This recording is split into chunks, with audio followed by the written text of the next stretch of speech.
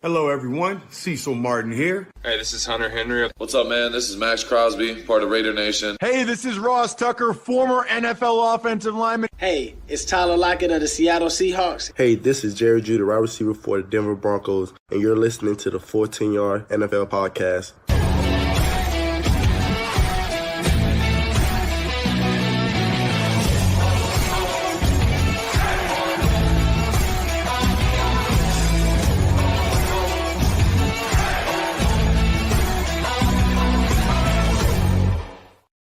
The Philadelphia Eagles and Kansas City Chiefs will meet in Super Bowl 59 in New Orleans after winning their respective conference championship games at the weekend. I'm Sam Moores, and this is the Full 10 Yards NFL podcast.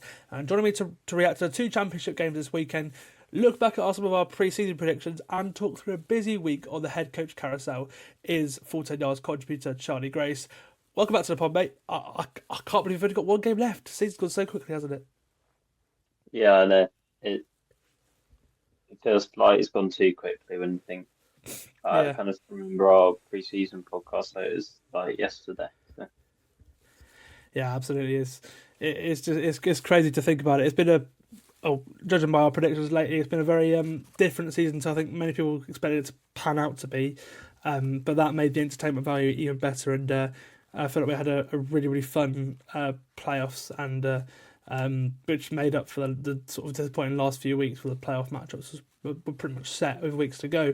And we'll start this podcast by recapping the NFC Championship game, which saw the Eagles score a playoff record 55 points in their big win over division rivals, the Washington Commanders. Nick Sirianni's team have now lifted the George Halas Trophy into two of the past three seasons. I'll be looking to make the franchise's second Super Bowl, win the franchise's second Super Bowl in New Orleans in just under 2 weeks' time. I said in the preview podcast last week that Washington had to get a good start to win this game, because if Philly got a good start, if they get a good start, they're going to blow you out the water, to be fair. And that's been their one sort of thing. They've not been able to start games well, otherwise Philly probably would have maybe even gone a season unbeaten. And it went pretty much as badly as possible for the Commanders as possible on the first three drives. A 7-minute drive that went only for a field goal was the first drive of the game, and that was followed by a 60-yard Saquon Barkley touchdown on the first play of the game. They got a first down on the next drive, but the very next play, De'Ami Bryant lost a fumble, and Philly took advantage of that turnover, marching down the score again with Saquon Barkley. The Commanders did get themselves back into the game. It was 14-12 after they took advantage of a missed Jake Elliott field goal. They went for two to tie the game and missed a 2-point conversion. But the Philly then went on a 6-minute touchdown drive to take the game into 2 minutes, knowing they had the ball back at half-time. The Commanders then fumbled on the kickoff return that followed the touchdown, and the Eagles got the ball back to take a 27-12 lead. Philly were great, and we'll talk more about them in a minute. But like 14 points off turnovers in the first half, that was a difference in this game, and that's when Philly otherwise it would have been a very, very close game at the half, and anything could have happened. But those turnovers really proved costly for Washington, and they had 4 in the end.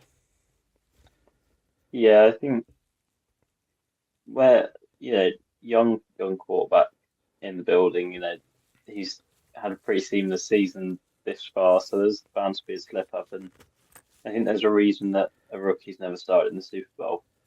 And that's because the cream always rises to the top, and Philadelphia, the amount of star power that they've had on their team for years now, we always say about Howie Roseman how well he's done building this team,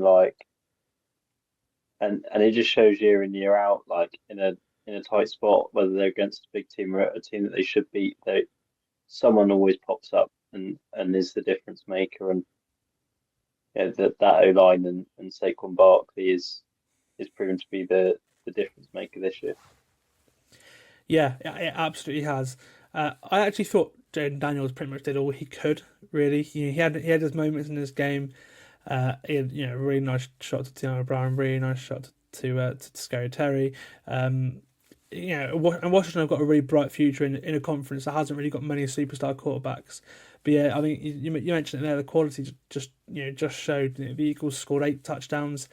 They didn't turn the ball over once. They went 7 of 7 in the red zone. That's pretty much about as good a offensive performance as you can get. While he scored 55 points, 7 of those touchdowns were scored by either Jalen Hurts or Saquon Barkley. They each had 3 on the ground, and Hurts also found AJ Brown in the air. I actually thought this was his best game, Hurts, probably since the Super Bowl. So I think that's great news for Philly. I mentioned it last week. He is prone to turnovers the last couple of years. He hasn't really offered that like elite quarterback presence we thought he could be after that Super Bowl performance 2 years ago.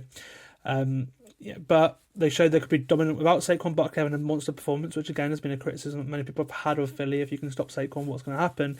Well, Saquon only had just over 100 yards in this game, nowhere near his performance the week before that almost set the record for the most yards in playoff history. That's the thing. Like, many people, including myself, had that question. They've answered so many questions as this year has gone on. This team grows from strength to strength, and maybe played their best game, the one before the Super Bowl. They are really, really scary, and they've had to fight through a lot. This team this year after what happened last year, but it's a well-deserved place in the Super Bowl, isn't it? Yeah, I think throughout the regular season, the Lions probably were the best team in the league. But I think Philly, with the like we said, the talent they've got on their team, both sides of the ball, they've got difference makers at kind of every level. Wherever you look, there's someone that you could say, on their day they could go and make the play to win you a game in a tight spot. And I think just going back to your point on Hurts, I think he's almost proof that you don't necessarily need a star quarterback, kind of a bit like Goff was in the regular season. Like, you don't need a necessarily Mahomes or an Allen, at least not in the NFC, to make it to the Super Bowl. If you surround them with talent and they're competent enough, and you get a good offensive play caller, then you have every chance of getting there. And especially when you're only going to play Mahomes or Allen like twice a year, if you get to the Super Bowl and face them, then you give yourself every shot of being able to win the Super Bowl. Yeah, and I mean, with Philadelphia, like I said, just fair play to him. Like, Nick Sirianni becomes the first coach to win the NFC twice in his first 4 seasons. He has been quite harshly criticised at times, especially after last year. Again, the crumble last year, having to fire two guys who promoted from within.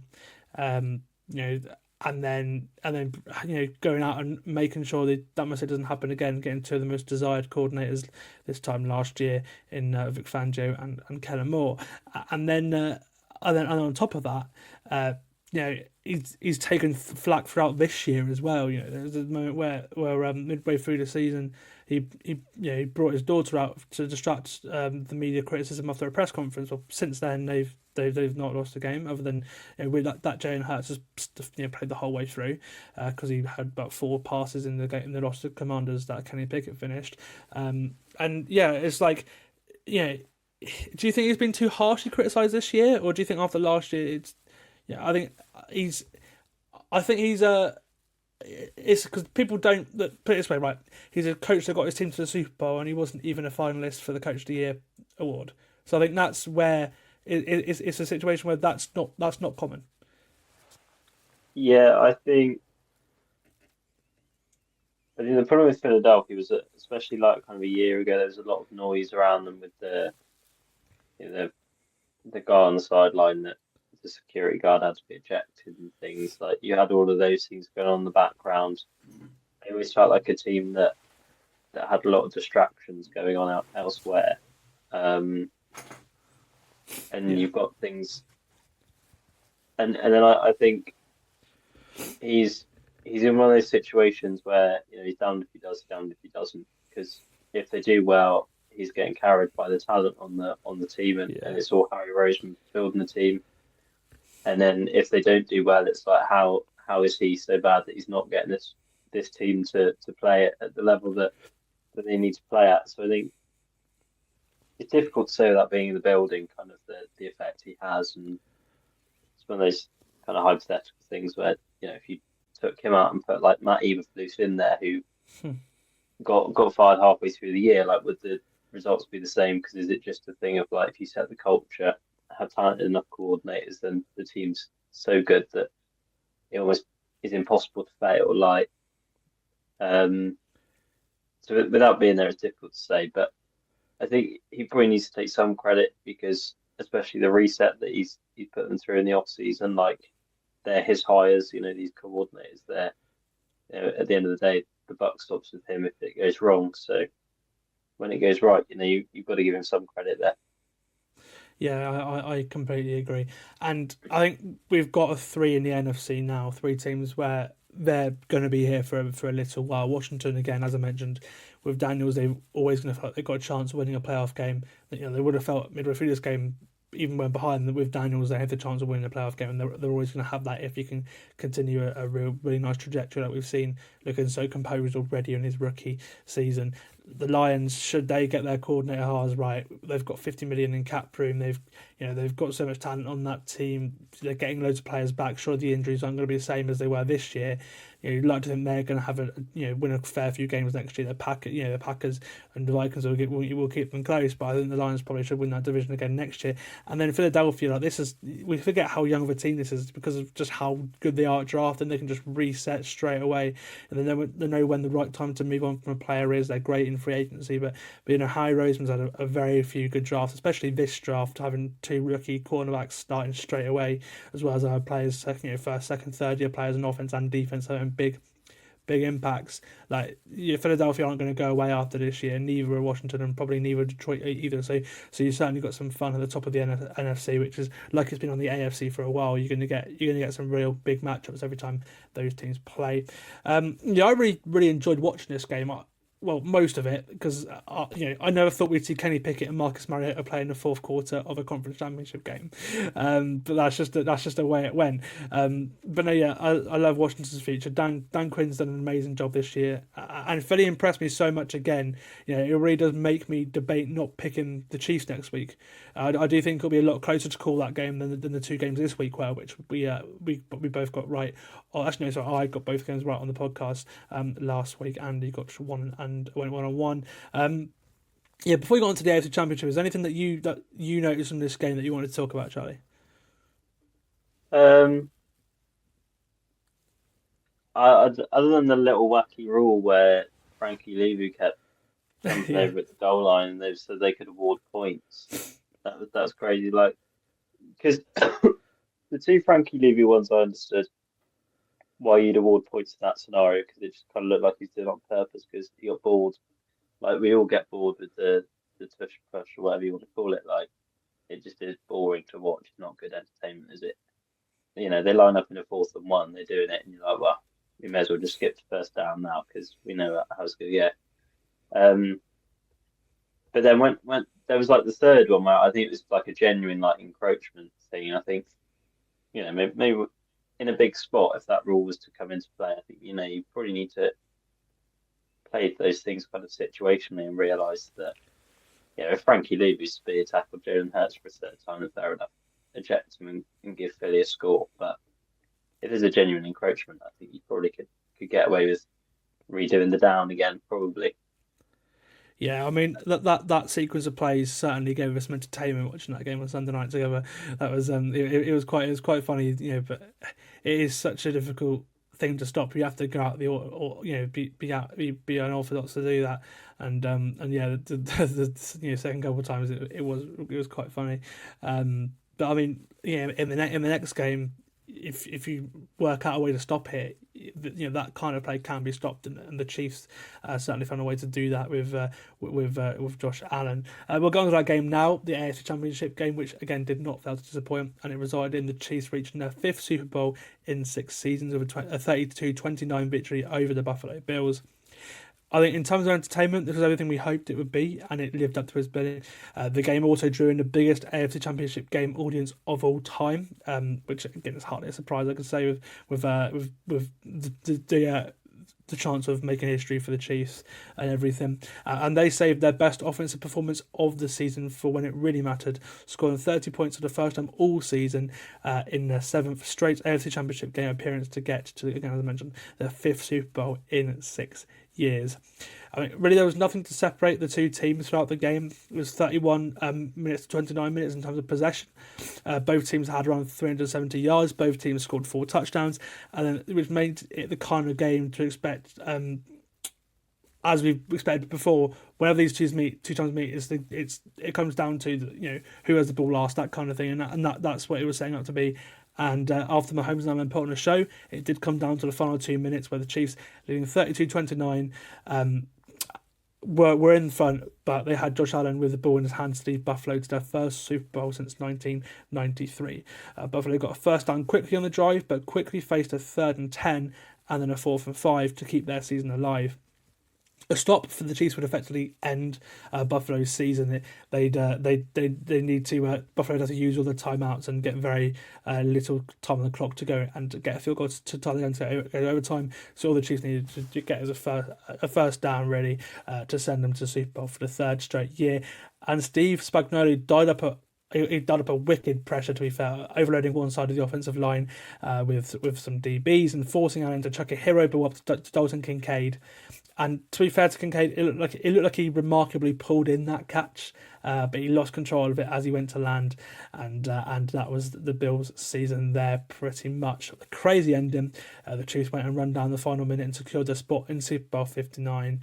And what a game! I really, really enjoyed it. It felt like every Chiefs playoff game, to be fair. Mahomes making crazy clutch plays with his legs, and the defense rising to the occasion.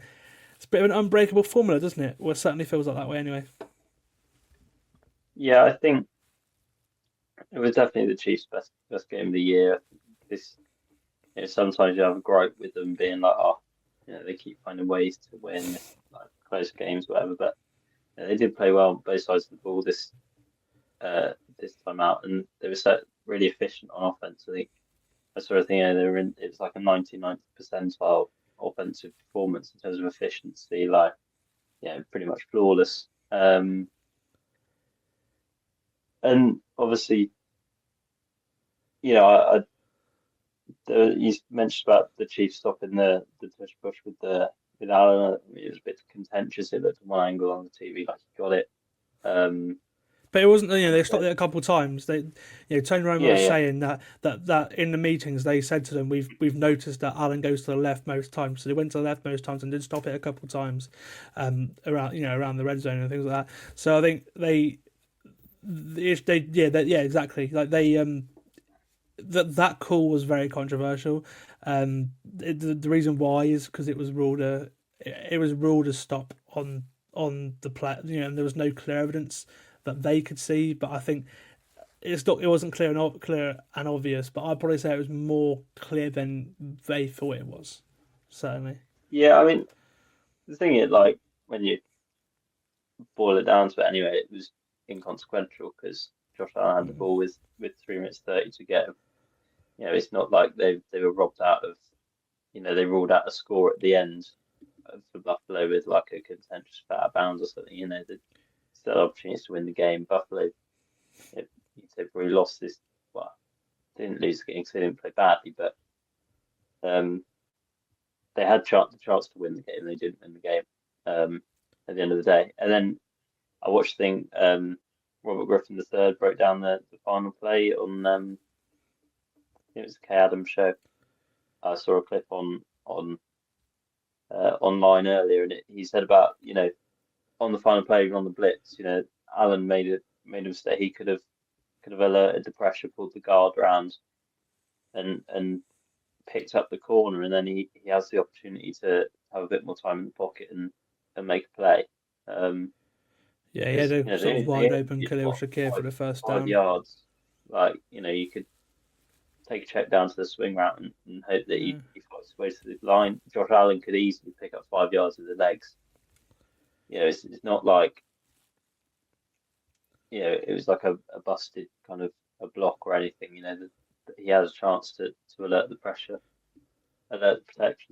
Across. So Buffalo had opportunities in this game that they just didn't execute, and I think Kansas City, like they have all year, they've when it got to a tight spot, they came out on top and they produced what they needed to win. Yeah, and it felt like deja vu. Like it was old Chiefs. Like if you hark back to 2019, 2020 AFC Championship game, the one against the Titans, where it was just Mahomes running everywhere, trying to get first hands of his legs down the side.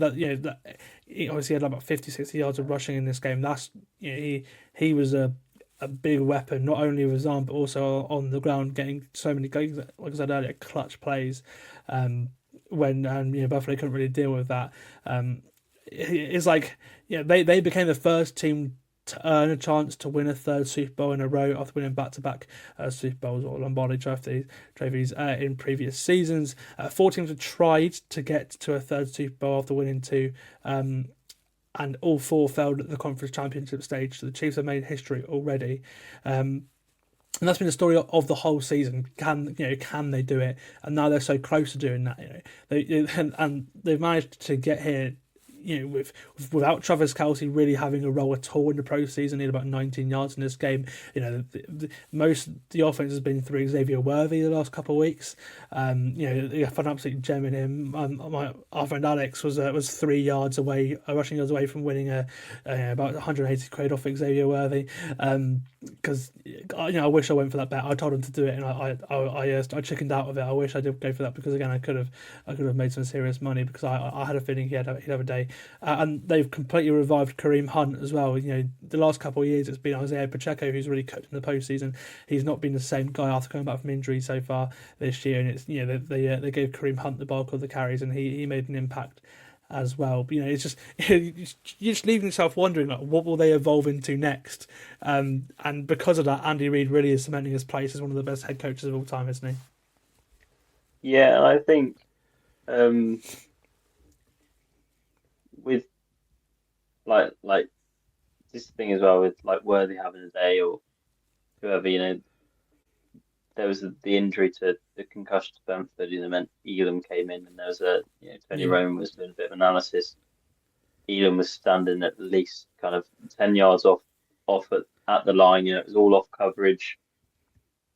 Mahomes, is good enough to see that, and he had no safety help over top. They were going single high every time. So Mahomes basically for at least a quarter was until the Bills figured that out.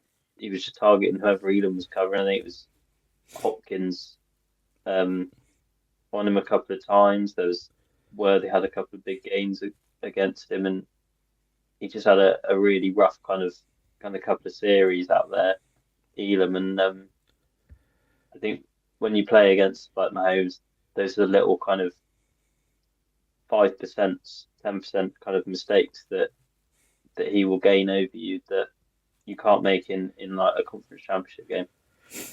Yeah, and Andy Reid is now the second most winningest head coach in playoff history, of course after Bill Belichick, and he could win his fourth ring next weekend. Speaking of head coaches, a penny for the thoughts of Sean McDermott right now, because the Bills have been beaten by the Chiefs again in the postseason. They've won the last 4 games against them in the regular season, but there is now 4 straight losses to the Chiefs in the playoffs. They would have felt like they probably had a good chance of winning most of those games too, especially this one. But they've just never been able to get it over the line. They've always been, they've always had Mahomes' brilliance or Reid's brilliance or Spagnuolo's brilliance on the other side. They've just not been able to get it done. Do you think this is like a big deal? Do you think it's like a mental block, or do you think they've just been incredibly unlucky? Yeah, I think they were unlucky whenever the divisional round. I can't remember what year. That game did come down to a coin flip. Whoever got that ball in overtime is going to win that game. There's no chance of either defense having to stop that day. And then I think the last 2 times they've just been beaten by a better team, I think. Yeah, and they had them in their own building last year. That they thought, they thought Arrowhead would be the thing last year. So if it's not in Arrowhead, maybe they have a chance. And again, a Chiefs team that wasn't exactly hot came in and beat them, in Buffalo. Yeah, and I think that the Bills have been missing those little 1%. Like I was saying, I think Allen and Mahomes is kind of a 1A, 1B at this point. But you'd say on offense, James Cook, Buffalo, I think should have run the ball more. James Cook, every time he got it, looked like he could house it the other day, and they kept putting it in Josh Allen's hands. And he didn't start off very hot. He's kind of slinging it into double coverage most of the time. Yeah, first drive was the horrific. The Bills don't have that kind of wild card receiving threat, I don't think, at the moment. I think they rolled the dice on Cooper to see if he was the guy, but he never really took on that kind of X receiver role. Whereas you'd say, KC, okay, the Elam thing gave them a bit of an advantage so that they could go to Worthy or Hopkins and probably gamble on them coming down with a 50-50, but they've got Kelsey all the time. Kelsey, you see it in a big spot, Mahomes looks from first. There's a couple of times you watch through the highlights and it's like, looks like the Bills might have him, blanket coverage, and then he just slings the ball and Kelsey always is the one that comes down with it. And it's not just he comes down in a big spot, he gets some yards after catch as well. He's always, he does this thing where he got the turn circle for a London bus, but he still manages to get an extra 5 yards out of it. He'll take half the field to turn around, and then he's still got open space to run into. I don't really know the physics of how it even works. It doesn't look like it's not explosive. It's not like he's done a little kind of juke across, a kind of 2-yard gap. He takes up a lot of space to do this little kind of curvy run move that he does, but it works every time. I don't, that's the kind of 1% that you get. You think Kincaid, he's dropped off a bit this year. He's not had the same impact on the offense. Dawson Knox is fine, but he's by no means, Travis Kelce level. So I think if you're the Bills, you're still looking out for that guy who's gonna be that kind of X in the pass game, the kind of wild card that can give you those little 1% in these games against KC and Baltimore. Yeah, and they got Amari Cooper involved more than we thought they would in this game compared to he's had one of his best games as a Bill. But I completely agree with you. Matt Collins is a great player, but he's a great special teamer. He can do some things very, very well. He can run in a straight line incredibly well, and they took advantage of that a couple of times in this game. That's why he hit the touchdowns and over 70 yards in the game, because he's a very, very fast player. Made him run in pretty much a straight line, and they managed to get a play over the top there. But when you're having to rely on a player like Matt Collins to provide you a spark, then again, that made that compared to the players that the Chiefs have, then I completely agree with you there. I actually thought that the Buffalo probably managed the game well. They got points off the only turnover of the game. They ran the ball well for most of the game. They had some cool things off play action, as I mentioned. And then, in the fourth quarter, they just stopped and played into the Chiefs' hands. You spoke about it just a minute ago. They crumbled. I love the offensive game plan for the majority of the game, but then when you're asking James Cook to run the ball just twice in the fourth quarter, they were hardly trailing, or at least it was a tie game for a lot of it. Or it's not like you were down 2 scores in the fourth quarter and you needed Josh Allen to be a superhero. It's not that just wasn't the case. They just completely disregarded the run game, especially with Josh Allen as well. They hardly ran Josh Allen. He had 11 carries, but he wasn't being asked to run about everywhere. Yeah. And that's what you expect to see from Buffalo this time in that kind of game. It just wasn't there. I can't really explain what happened there, to be honest with you. It's a similar conversation with the Lions that we had last week, me and Andy. It's because we're wondering is this their best chance of winning that first Super Bowl gone? Because eventually, that's the thing.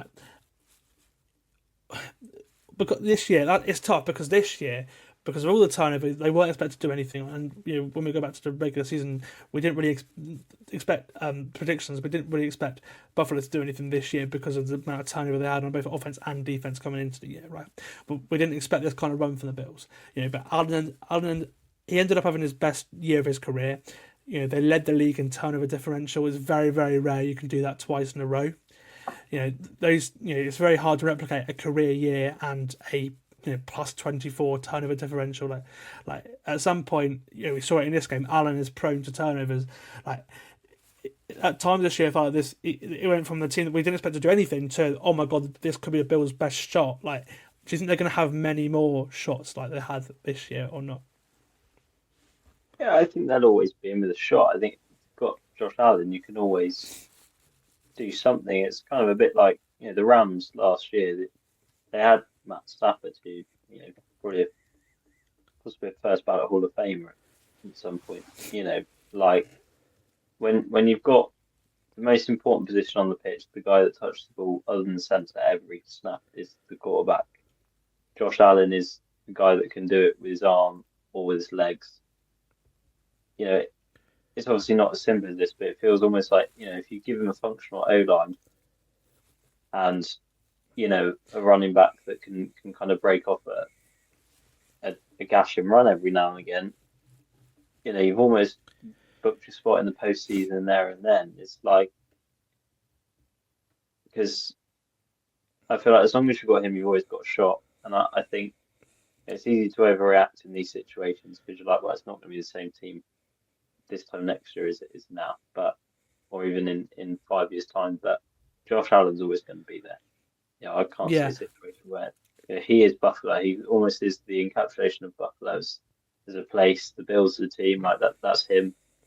He's there for life, and I think McDermott is a good enough head coach.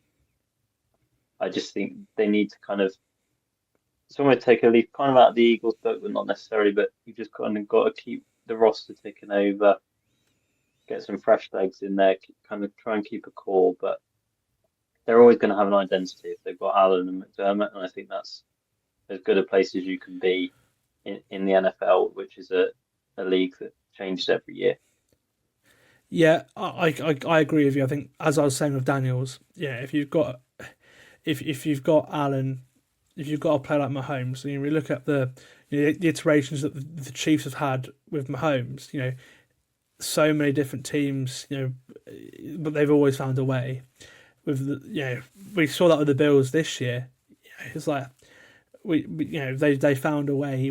They an offensive line that we weren't really looking at before the season and saying, this is going to be a top offensive line. It was one of the best in the league this year. They kept Allen upright for a lot of the year. They had a couple of weak points at the start of the season in games where they were exposed, the Ravens game, the Texans game, but as the season went on, they got better and they had a really good end to the season.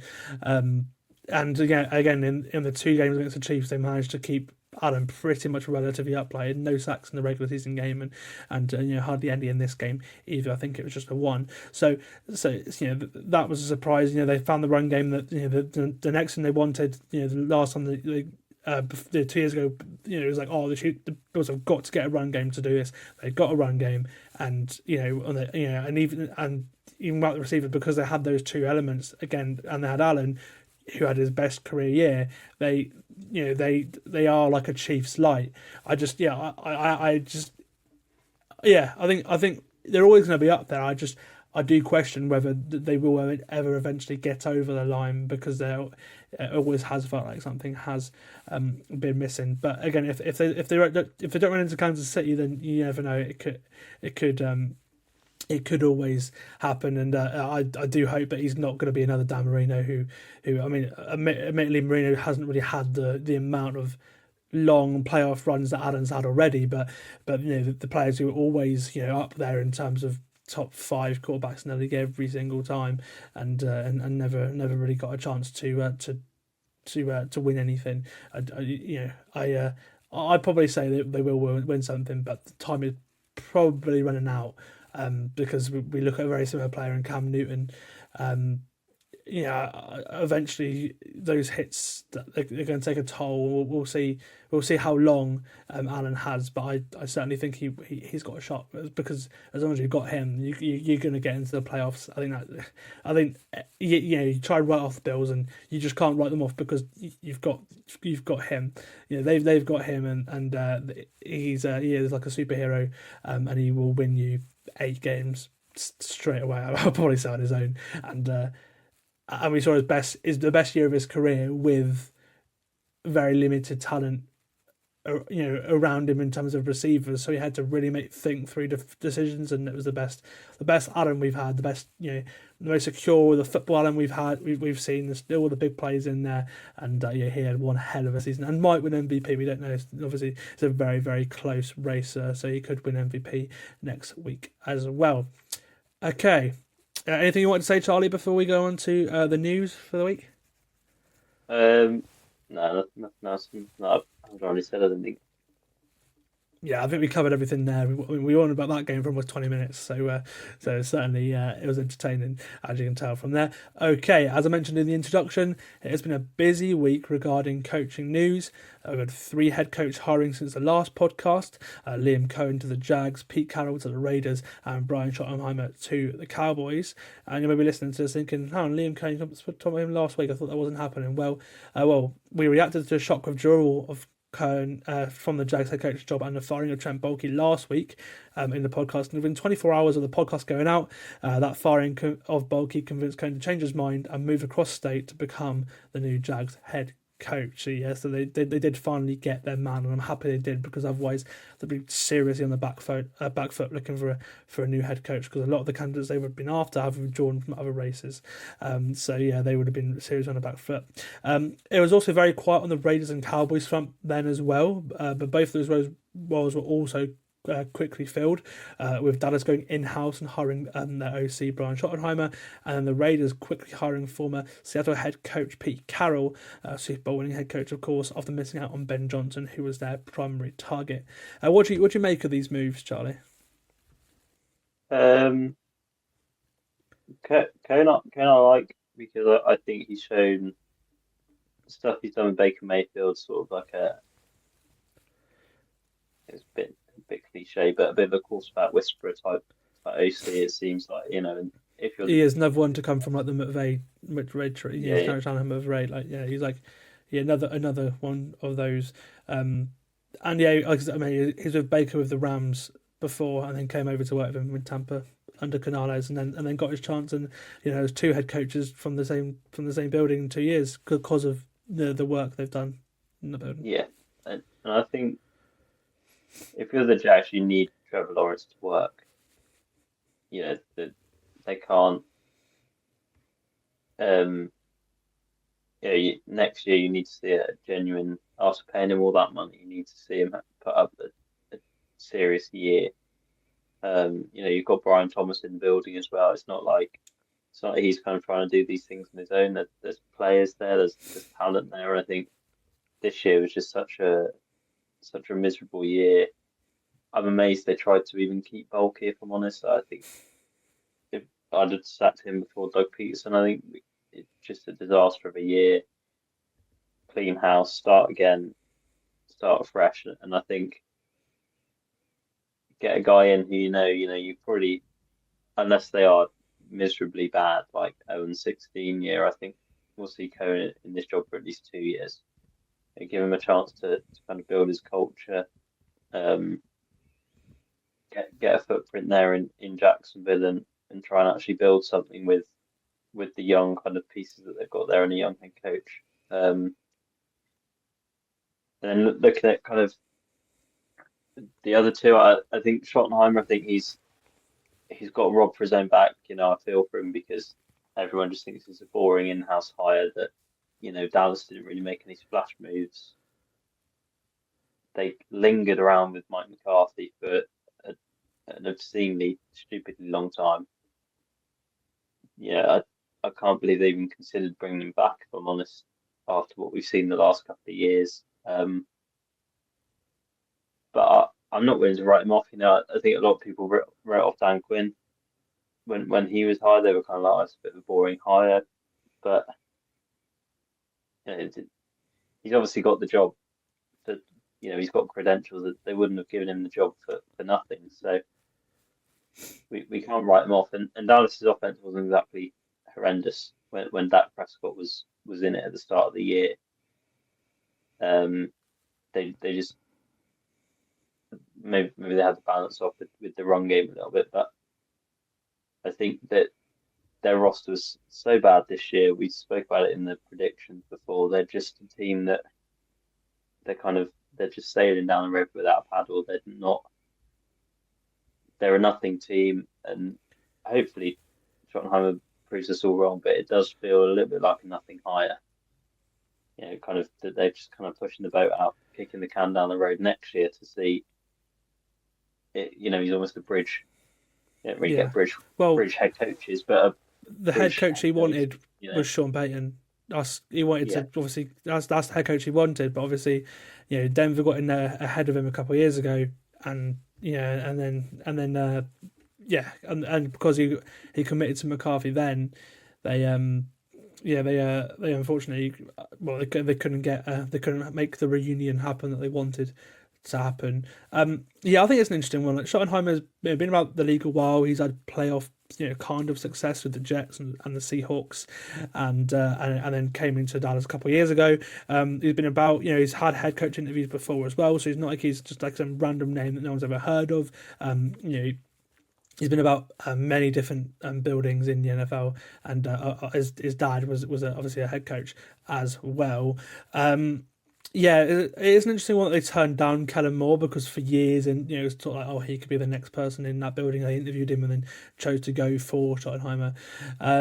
The Cowboys, you mentioned it, they're a very superstar driven team. They've got some very big decisions to make, because they made Dak the highest paid quarterback, and then CD and Micah and Parsons, those two guys, those three guys could take up a very, very large amount of your cap room, because they're all going to there could be 120 million of your cap room, but for just three of those guys, maybe even more, because I think Micah's going to want $38 million a year, CD's going to get $30 million a year. If you pay all three of those guys, the rest of your roster is going to suffer. And the one thing the Cowboys have is they've been very good at drafting, to be fair to them. And Stephen Jones, Jerry's son, the GM in Dallas, has had a few very good draft classes over the years.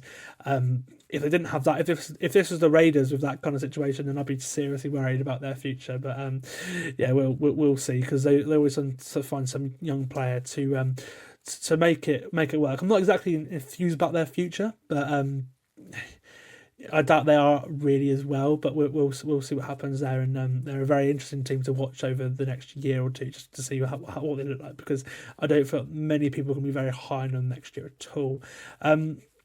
As for with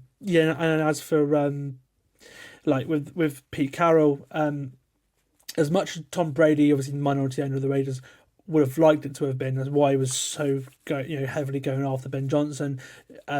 He did this big massive pitch to try and get him. It almost worked, but unfortunately that Raiders job, without a clear plan, or at least a clear plan of a future at quarterback, it's just not attractive whatsoever. And that's the problem. So I think with Pete Carroll, they've done the best they can. That Raiders team has been lacking a culture. At least you've got someone who can try and set a culture there, and yes, at least try and drive you into a new era. But they've just got to find a way of getting a quarterback, because it's. I think that their hope is that Dion will try and force Shador to go there. So Eli Manning stars probably their best hope, or go and get someone like Russ or Aaron Rodgers or Sam Darnold, who might be might be available. I mean, that's the thing, isn't it? It's just not a desirable job, and that's why that's why I think they've probably done the best they can with Pete Carroll, right? Yeah, I think all the off-field stuff, even just the locations of being in Las Vegas itself, feels like a car crash, right? It's not a real place. Half the buildings in it are prefabricated replicas of otherworld landmarks. It's not a real place. Then you get the kind of the whole fiasco with Tom Brady. Like, is he even going? What parts he play in for the Raiders? If he's trying to do his Fox thing that he's got for 10 years, like another 9 years of this whole kind of fiasco. What's he actually doing? Is he a color commentator who's doing that job, or is he in the Raiders building? Like, what's he doing here? What's he doing over here with? Yeah, because it sounds like he's very involved in the building, and it's like you just can't do both well. That's the thing. He's spinning so many plates at the moment. Yeah, And Birmingham as well. then Yeah. the whole just the team's just a bad team. There's no No, you two ways got the about it. defense is good. Max Crosby, superstar on that side of the ball. You've got Brock Bowers, superstar on the other side of the ball. Christian Wilkins, but he was injured. didn't He's play. getting no younger. Yeah. And then, so I think Pete Carroll is, an esteemed head coach. He's got a ring. You can't go wrong with that. He's been in the league for so long. Like you say, he's a culture builder, but he himself is not getting any younger. He's not setting up a dynasty in Las Vegas here like the next 10 years. So I can't imagine in 2035 we're going to be talking about what would he be, like 85-year-old Pete Carroll, as head coach of the Las Vegas Raiders. Like it doesn't feel like there's much of a light at the end of the tunnel because this quarterback class coming into the draft is not amazing. I don't think Pete Carroll or anyone they'll draft at quarterback is a major needle mover in a conference that has, a team that's currently got a dynasty atop the AFC. That division's just crazy now. Justin Herbert with Jim Harbaugh who had a great year. The Broncos had a year that exceeded expectations, and they're getting more cap money from off the back of the Russell Wilson thing starting to clear up. Bo Nix showed promise. Sean Payton, it sort of, it looks like he's got his guy now. So I think the division itself also makes it a pretty undesirable job because if you're Ben Johnson, you come off the back of Detroit, you're not going to want to go into like the AFC West, end up going like 0-15 and being one and done in a lot of things that aren't necessarily your fault. Like there's so many, what's the word? So many kind of factors in this that I just think the Raiders are a bit stuck now, and I think so much of the off-field stuff, even forgetting the stuff on field, the quality of the team, there's just so much going on there that I just don't think it's very desirable role at the moment. Yeah, and they really did not do themselves a favour by winning games at the end of the year, and that's why Antonio Pierce was fired, because he kind of screwed their future over as well. Because you at least you've got to give up something to try and get a quarterback, because you had that's the most important position, and you had the worst quarterback room in the league last year. So something has to change. That means there's one job left, the Saints job, and as of right now, it sounds like Kellen Moore is the leading contender of that job. So he's not going to get the Dallas job, but obviously he sounds like he might get the job in New Orleans, which is an interesting one. They flew out to Philadelphia yesterday to interview him for the second time. Anthony Weaver, Mike Kafka, as well, Dolphins DC and Giants OC. Giants OC have had second interviews too. They're both other names to watch, but they're down to those final three because Cliff Kingsbury, Joe Brady, and Mike McCarthy, obviously from a Dallas head coach, withdrew from the race. I think it's smart for Cliff Kingsbury and Joe Brady to do that because, again, the Saints is not a very desirable job at all either. Again, you've got Derek Carr, you've got a decision to make with him. You've got a 5-12 roster. You haven't got really a future at quarterback as well. I think Cliff Kingsbury and Joe Brady would have wanted the Jacksonville or the Bears job, and both those went. So I think it is smart for those two to wait a year because Joe Brady, I get it with the New Orleans connection. Obviously, he was at LSU before, Louisiana connection. I do understand it, but I think he's made a smart decision withdrawing himself from the race there. And then as for coordinators that have been hired across the league, there's a few that I forgot to mention last time. Josh McDaniels has gone back to the Patriots to be the OC under Mike Vrabel. Jeff Ulbrich, the former Jets interim head coach, has gone to the Falcons to be their defensive coordinator, reuniting with someone he knows well in Raheem Morris. And then, there have been three fired former head coaches that have found coordinator roles so far. Dennis Allen is the new Bears DC, teaming up with Ben Johnson, first-time head coach. Matt Eberflus, the former Bears head coach, goes to Dallas to become their DC to work with Schottenheimer. And then Robert Saleh is the 49ers DC, returning home to the team that he was with before he got the Jets head coaching job. And then there are 3 more empty positions that have been filled. The big two of obviously the Lions too. John Morton has become the Lions OC. He was the Broncos passing game coordinator. He was in New Orleans with Sean Payton and Dan Campbell, so someone that Campbell knows very well. So they chose to go out of the building for their OC hire. And then Calvin Shepherd, the old linebackers coach for the Lions, is their new defensive coordinator. And then the big one, one person leaving a team to go to another is Clint Kubiak, who had a brilliant season at some points calling games for the Saints this year, has left New Orleans, and he is the new Seahawks offensive coordinator going to work with Mike McDonald. Any of those moves really stand out to you there, Charlie? I like the Salah back to San Fran. I think he was in the running for a couple of head coaching jobs, but I just don't think he's not one of those guys that you see kind of stand at the podium and think he's a ready-made head coach. It's like he got to the final of the Jags job, but that's not what the Jacksonville needed, so I don't think he was going to get that job anyway. And the Niners needed to kind of go back to their roots of kind of DC. They had Salah poached, then D'Amico Ryans, his understudy, got poached. And then this year, their defense wasn't quite the same. So I think, going back there, that's a sensible hire. I think, another name out of New Orleans, Darren Rizzi, has been linked with Denver's special team job. Yeah. Special team coordinator job. So they could end up losing pretty much all of their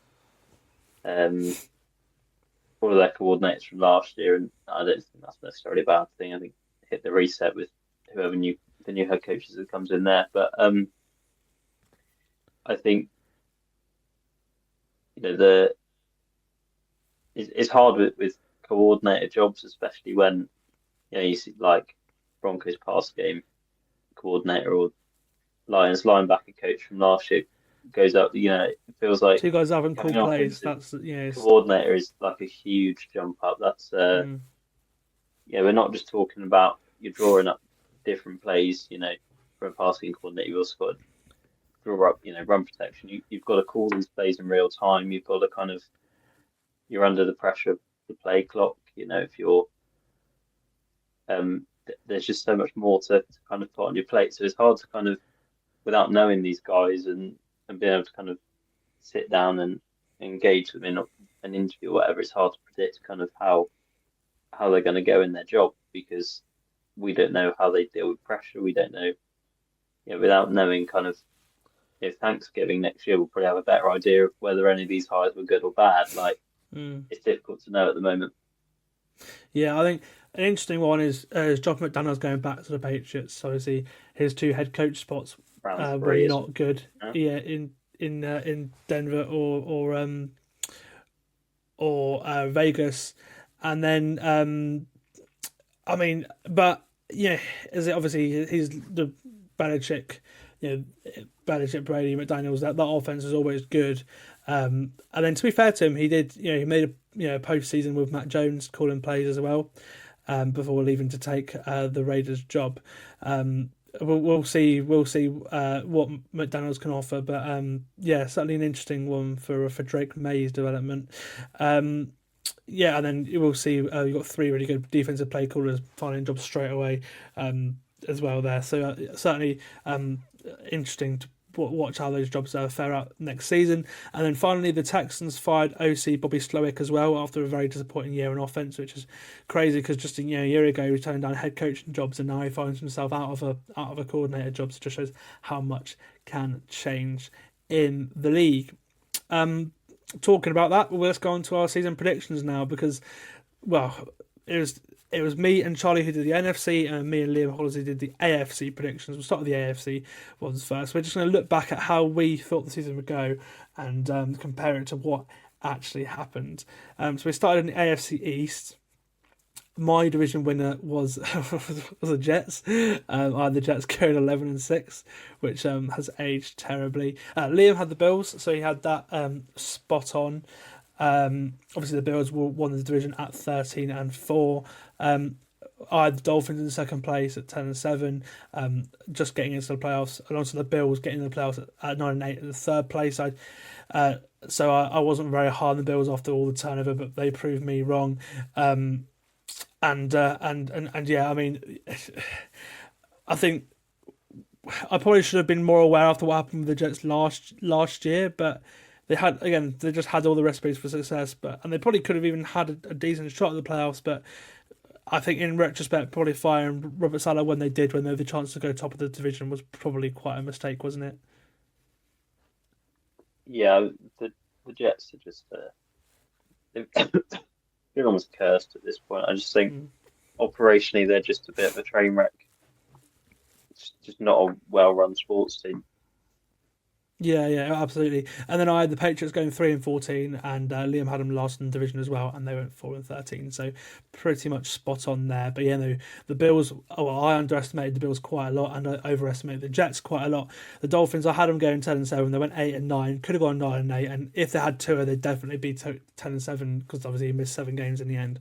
If he played like 2 or 3 more games, they probably could have made 10 wins easily. And again, they would have been in the playoffs had they.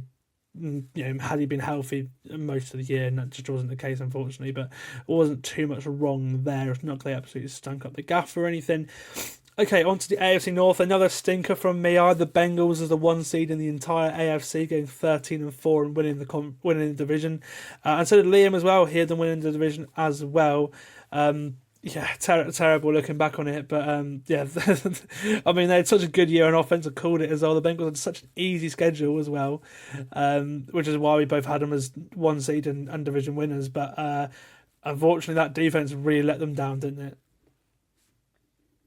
Yeah, I mean, almost a historic offensive performance, but an equally historically bad defensive performance, I think, and they've hit the reset. Obviously, Lou Anarumo is out of the building now, and I think it's going to be one of the easiest mock drafts to predict because it's probably going to be a bit like the Panthers did 2 years ago when they just drafted defense pretty much the entire way through, I think. Yeah, absolutely. And then 2 of us had agreed on this division, actually. We had Ravens, then the Browns, and the Steelers. Ravens and Browns were winning records, and the Steelers having their first ever losing season. And we were wrong there, because obviously they came second in the division, went 10-7. Yeah, Mike Tomlin proved us wrong, but yeah, they looked pretty good in the regular season, but unfortunately all their tough games came at once, and they sort of tailed off towards the end of the season, just snuck into the playoffs, and were terrible in the postseason. But they did exactly what they do every year. They did just enough to keep that streak, and yeah, I don't know what to do next year, but I'm probably not going to make that mistake again, because you're always going to feel, even they had a very tough schedule and they still got a winning record. So I don't think I'm going to really bet against Mike Tomlin again, certainly in the regular season. Anyway, the AFC South, we both had the Texans as the division winner, and the Texans did win the division, although I was a bit optimistically putting them at 12-5. They went 10-7 in the end. We will both agree the Texans were a pretty big disappointment. Their defense ended up being the best unit of the team, and they were a really good unit, but the offense, well, as you mentioned earlier, Bobby Slowick was fine. It just really, really flat to deceive. Yeah, and then I direct quote said this would be the best division in football, the AFC South, and I was incredibly wrong there. I had 3 teams, the Jags, Titans, and Colts, very, very close, coming down to the final game of the year. The Jags and Titans at 9-8, and the Colts at 8-9. I mean, the Colts did go 8-9, but the Jags and Titans were absolutely terrible, going 4-13 and 3-14. I probably should have spotted the Jags implosion like they did at the end of last year and thought it might have continued. It did continue. I didn't think it would do. I was really high on the Brian Thomas draft pick, but I was a little bit worried about the offensive line, and I proved to be right about that. And then the Titans, I was really high on the Titans going into the year, and they were in so many close games this year as well. I just don't think they were well coached, and what cost them at points this year was Will Levis at the start of the year turning the ball over like 4 times a game.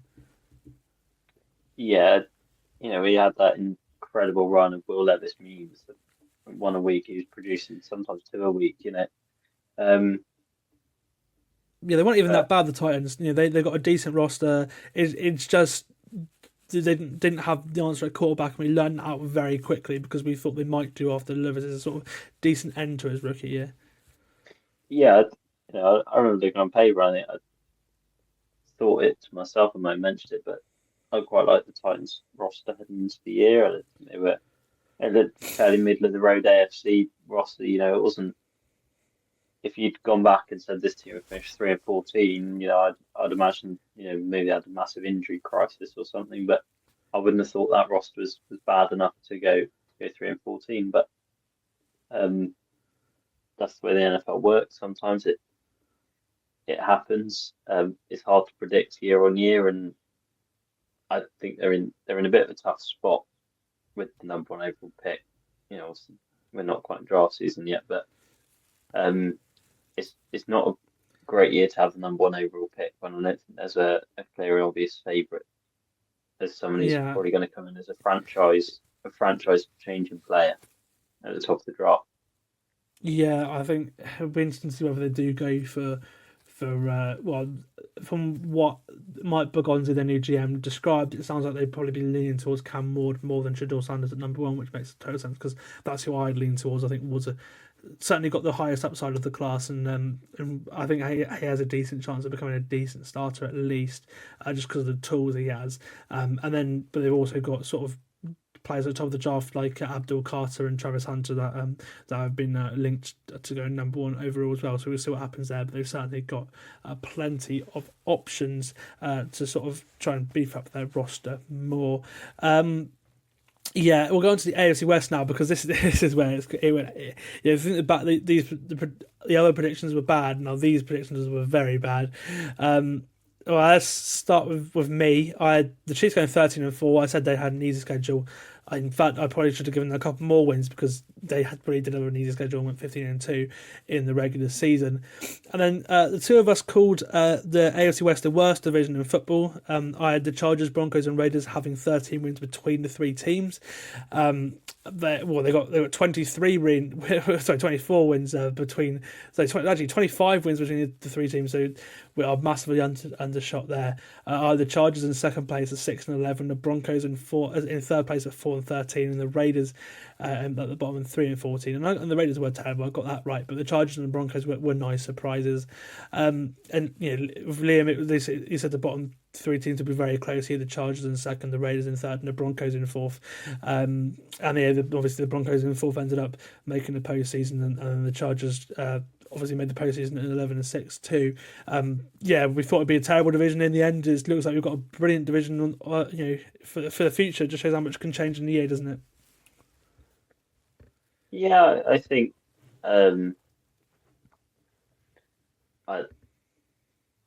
it was nice for a change to be, because I feel like a couple of years ago when after the Russell Wilson trade.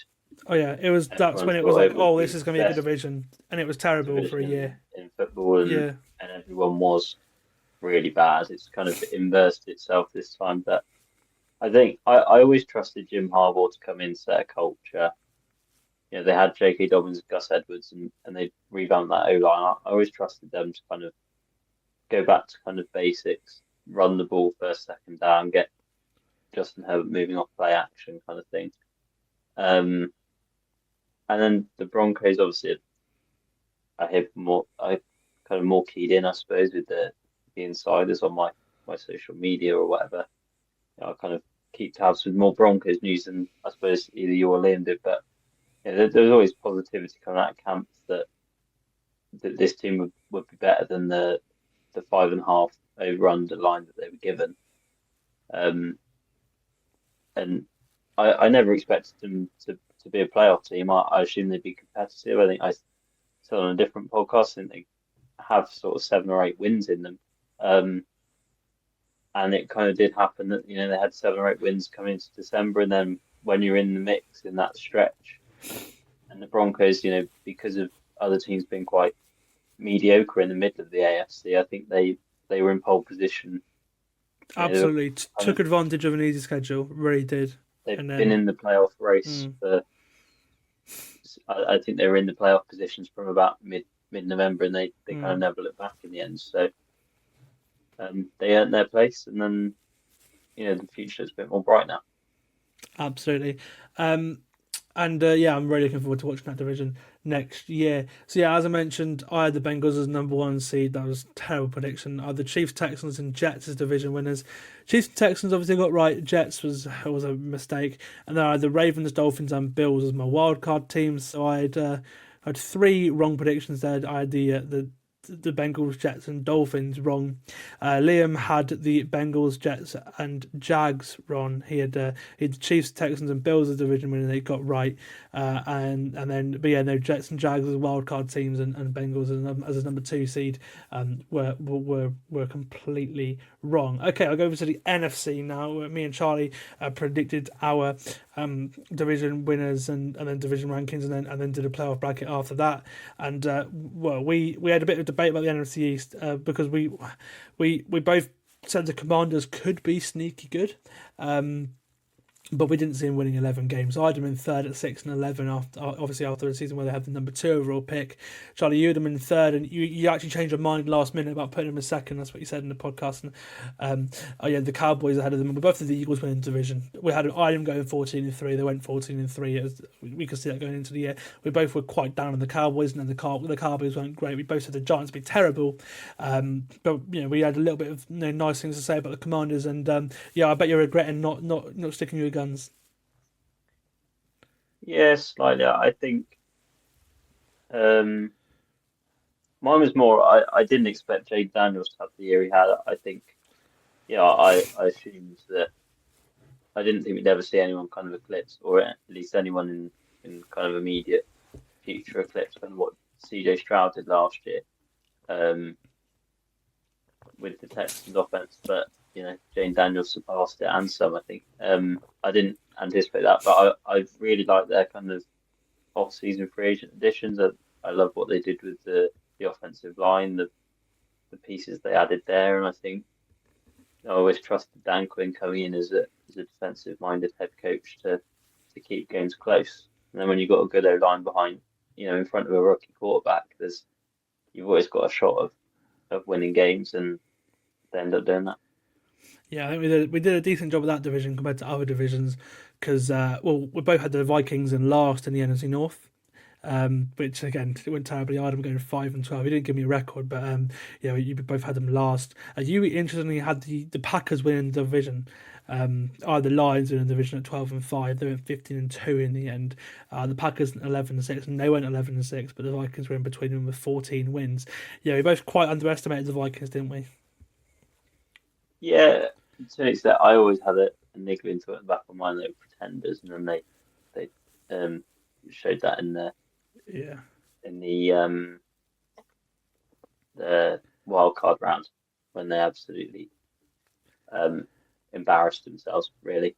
Against the Rams. And I think there's always this thing throughout the regular season. I always look at their record and how are they 12-1?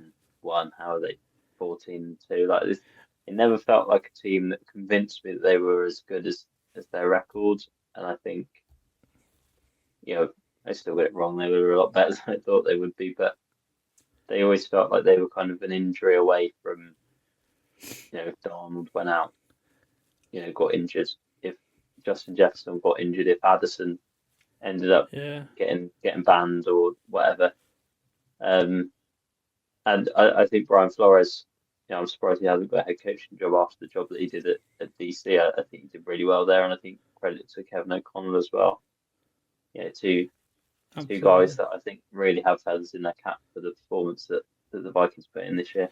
Yeah, it's like I felt like they were pretenders at the start of the year because Darnold was getting lucky a little bit. He was still playing like old time Darnold, and then just what the turnovers just weren't happening. Then towards the end of the year, he was actually playing really good football, and then the last 2 games they went back to what they were at the start of the season, and they got punished for that really. And I think they just sort of punched a little bit above their weight. So we'll see how they look with JJ McCarthy when he eventually plays for them. But yeah, a great year for the Vikings, and another one that was completely unexpected, as with Washington. And then I mean, obviously you had the Packers as division winners, you had the Lions getting in as your wild card, of course. But yeah, I think the Packers were a little bit disappointing this year they never really found a groove, and they obviously went 1-5 in the division, or could have been 0-6 in the division. They were, I'd probably say I was disappointed in the Packers, and I'm assuming as division winners you were the same. Yeah, I think I can't remember looking that far back what my logic was. Necessarily what my argument was for Packers to bet Lions. I think going into the off-season, I liked the Josh Jacobs addition. I think had a good O-line. And I like the Xavier McKinney addition at safety as well. I think there were two areas that I thought they could improve, and I thought they did improve on them. I think the Lions stagnated a little bit. That was my initial belief in the off-season, was that they hadn't kind of they didn't add a lot to revamp their roster to kind of take them over take it to the next level that they'd achieved the year before. But I was wrong on that. And Ben Johnson, I think I thought he'd get found out a little bit. He just kept reinventing the wheel almost, and they kept going. It'll be interesting, kind of see how their off season pans out this time as to. Absolutely. Still the team to beat in the AFC North, absolutely.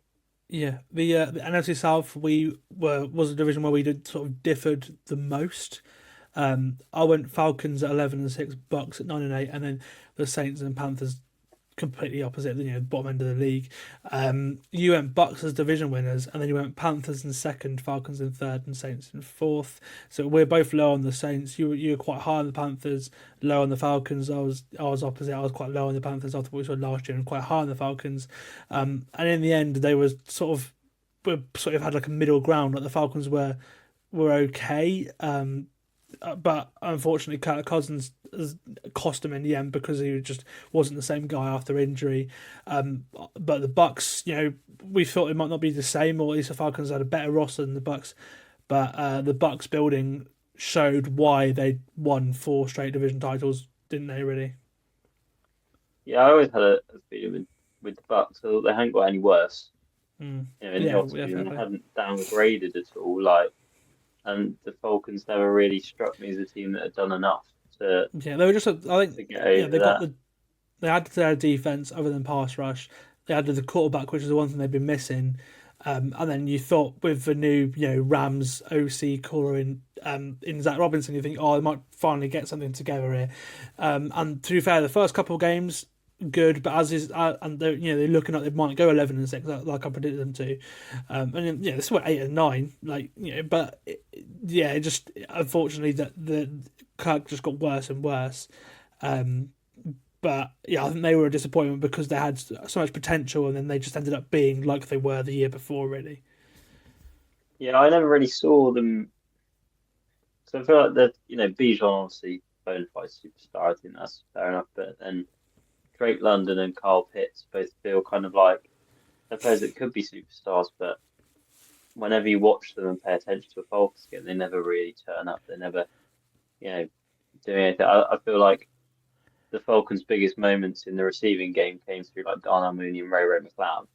This year. It didn't feel like Drake London or Carl Pitts really did anything to kind of stamp their claim as being, all-star receivers in the league. And I don't know whether it's kind of just a subconscious thing of whether I just wasn't majorly high on Kirk Cousins to be a guy to take a team over the top. I don't know, but I never really felt with the Falcons. And then the Panthers, I thought, Canales coming in, smaller quarterback in Baker Mayfield. I thought it kind of worked similar things with Bryce Young. And we did see that. Initial teething problems were kind of made it look like it was a stinker of a pick. But then second half of the season, after Bryce Young came back in, I think he's really shown, there's bright spots for this Panthers team. I think, if they can smash it this off season, because I was quite high on their off season additions. I think they added some nice pieces on the offensive line. Over the summer, I think if they can do the same, just add a couple of 1s and 2% across the board in free agency and the draft. I don't see why this team can't continue the upward trajectory we've kind of seen from Thanksgiving onwards. Yeah, I mean, with Bryce, I think after he came back, I think he only had 6 or 7 turnover worthy plays, which compared to what it was last year, it is a complete switch, and his ratio big time throws to TW plays was 29-12 in the end. So he actually had a very good year towards the end of the year. So certainly a lot of optimism for the Panthers going into next year. And then the Saints were terrible. We thought they'd be terrible. We were both spot on there. And then the NFC West, we both had the Niners winning the division. They came last in the division in the end, 8-9. I had them going 13-4. I thought they, I liked the continuity there. Didn't really lose anyone big, but in the end, D'Amico Ryan's calling plays. Did D'Amico go? No, who? He went 2 years ago. 2 years ago, but Nick Sorensen's defense just wasn't the same as it was before, they the defense wasn't the same, and then so many injuries. Trent Williams was out for a lot of the year. Brandon Ayuk was out for a lot of the year. Debo Samuel was out for a lot of the year. Like, we didn't think Jawan Jennings would be their most reliable weapon, and then he got hurt. Christian McCaffrey was out for the majority of the year as well. Like, it was just a very unfortunate year for the Niners, and they still won 8 games. Purdy didn't look as good as he did last year, but he did have moments where he looked really good, and I think he's still their guy. I think because I think he just had a terrible situation around him, because the offensive line was terrible. To be fair, it was a real downgrade for the Niners. So I wouldn't be overreacting, but unfortunately, it just wasn't their year. You had the Seahawks in the second, Charlie, ahead of the Rams, but you had both the Seahawks and the Rams getting in as wildcard teams. I had the Rams at 9-8 getting in as a wildcard team, and I had the Seahawks missing out at 8-9. So I was kind of right. They had a few more wins each, but the Rams just had the Seahawks, and then them being the borderline of the NFC. And then we both had the Cardinals at the bottom of the division, and they were a nice surprise at 8-9. But with how they looked at the start of the year, they were a bit disappointed, because we thought they could really make a jump, and they just didn't in the end. But the NFC West was a weird one all year, wasn't it? Yeah, I think the Cardinals. I think I was quite positive on the Cardinals, but I thought the rest of the NFC West would be just too good for them. I liked the obviously Marvin Harrison addition. I think probably the best receiver they've had in Arizona since Hopkins.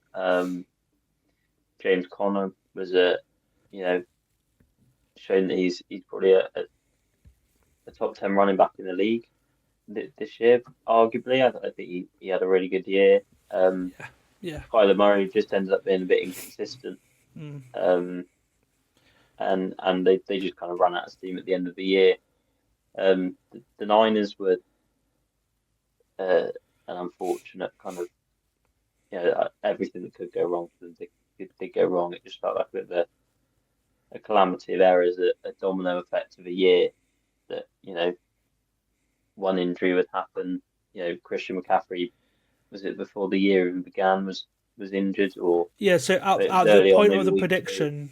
Yeah, the point of prediction, he sounded a little bit hurt, but we thought he'd play week 1. It sounded like he was going to play week 1, and then as it came to week 1, it completely changed, and I think that's where everyone was. But at the time of the prediction, I think 2 weeks before the season started, it sounded like McCaffrey was going to play, and I think we both based that on a prediction. Yeah, and obviously, like I said, I got hurt. Debo, shadow of himself all year, really. And just wasn't the year for the Niners. I think no need to overreact. They'll come back again next year. I still think they're if they can retain some of these pieces, that have a good draft, they're always going to be in that conversation for a division win in the NFC. And the Rams, I was just happily surprised. I thought there'd be a bit of a sophomore slump from some of their rookies that really kind of shone and carried them through. Some really good picks last year, and and it didn't happen. Nakua got injured, Cup got injured, but then the next guy just kind of stood up. I think Jordan Whittington was really good. Marcus Robinson had a really good year as well. Marcus Robinson, and Matt Stafford was as he has been all year, kind of all his career. So Mr. Consistent. He is a good quarterback. There's not a lot more you can say about him than that. And the defense again was incredible. Kobe Turner carried on from a great rookie year. Jared Verse and Braden Fisk got on the D line, really good pickups. And yeah, the Rams have just smashed it. McVay, a great head coach. I think he's kind of cemented himself in that conversation now. And there's not a lot more to say, really. No, not at all. Okay, so our brackets, I had the Eagles as the 1 seed, the Niners as a 2 seed, the Lions as the 3 seed, and the Falcons as the 4 seed. I mean, the Eagles and Lions up there happened. The Falcons and the Niners didn't even make the playoffs. And then I had the Packers, Cowboys, and Rams as my 3 wildcard teams. Obviously, the Packers and Rams made it. The Packers as a wildcard team, so I had 3 wrong teams there. You had 2 wrong teams. You had the Eagles as your 1 seed, the Niners your 2 seed, the same as me. Then you had Packers as the 3 seed and Bucks as the 4 seed. So obviously the Niners didn't make it, but the other teams did make it. And then your 3 wildcard teams were the Lions, the Seahawks, and the Rams. So obviously Lions and the Rams made it. But those 2 teams won the divisions in the end. But yeah, no, you got the Bucks in, and I didn't have the Bucks in. I had the Cowboys in instead. Obviously the Falcons as well. But yeah, no, we obviously didn't see the Vikings and the Commanders getting in. Neither of us did. And yeah, we didn't do too badly. Obviously, there's always is like sort of 2 or 3 that you don't expect to make it. So it's not too badly. But I think it's like. Certainly for me, like the Niners and the Bengals really flattered to deceive the Packers a little bit, and then you had the nice surprises of the Vikings and the Commanders and obviously the 2 teams in the AFC West as well that no one really saw coming. So overall didn't do terribly, but I think looking back at it now, the one I'm annoyed about is picking the Jets to win the division, because that really blew up in my face. How do you feel you did overall? Yeah, fairly happy. I mean, throughout the year on the pick'ems, I did quite well as well. The picking contest that we did. So I think the NFL is such a hard league to predict, because so many players prone to injuries from week to week. Entire teams can change between now and September. Coaches like I was saying before, with like coordinators stepping up from being a pass game coordinator to an offensive coordinator is a huge difference. Stepping up from being an offensive coordinator to a head coach, completely different dynamic there. So, Caleb Williams might do incredible things over the offseason. The Bears will come out firing next year. By Thanksgiving they could be like the best team in the NFC. We don't know. It's such a hard league to predict. And I mean, I suppose that's why we love talking about it and love watching it so much. But absolutely, and yeah. I mean, yeah, that's it. In a few weeks, you'll see the us look back at our hot takes we had ahead of the season as well. Those, if you think these predictions were bad, those hot takes were, I mean, they're hot takes, but I mean, some of them panned out, but some of them were incredibly bad, and we'll look back at that, me and Liam will, in a few weeks' time. A big thank you for joining me on the podcast this week, Charlie. It's been great to talk through these games and really have a look back at the season, and I look forward to next season with some of all the massive news in the week as well. So yeah, a big thank you for coming on, and I'll get you involved for the Super Bowl pod as well next week, and that's where I'll see you next. That's where I'll see you all next. Our Super Bowl preview podcast. Probably guess it'll be early next week if I was to guess, but it'll be a bumper episode with loads of guests that have been in the pod over the last couple of years. As we've really had 2 full years of doing a podcast at least every single week, sometimes twice a week for 2 years now. I've been Sam. I've been the Full10Yards NFL podcast host, and I will see you for the big one. I'll see you for Super Bowl 59. Goodbye.